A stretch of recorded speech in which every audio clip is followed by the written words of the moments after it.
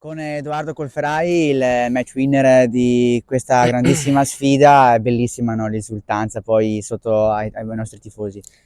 Sì, è molta adrenalina perché è venuto un gol all'ultimo minuto contro una squadra importante, quindi poi c'erano tanti tifosi, era giusto esultare così, dai. Si è girato in un fazzoletto, no? Perché dopo il tiro respinto di Faria sei riuscito, no, a girarla tu in porta con Cucchi che era riuscito anche ad allungarsi, l'ha tirata sul palo, giusto? Era una deviazione.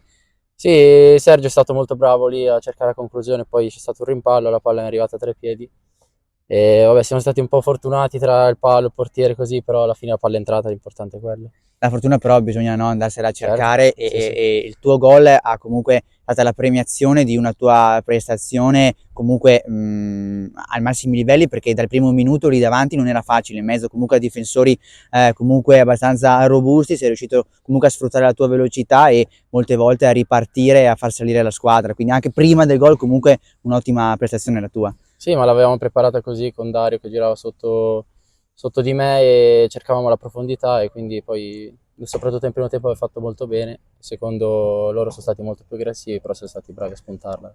Un commento sui tuoi compagni, non so, tipo Perez e Zuda che ci stanno guardando mentre facciamo questa intervista? No, Perez ha fatto una grande partita, è un lottatore, e poi Alex è entrato molto bene, è stato decisivo anche con lui quando abbiamo fatto gol con la conclusione, quindi sono stati bravi tutti e due, dai. Adesso ti toccherà offrire una cena, qualcosa ai compagni? No, a loro tocca offrire a me, perché prima della partita fanno le scommesse, se segno o non segno, quindi è giusto che mi offrano qualcosa, dai. Giusto così, va bene. Grazie mille a tutti.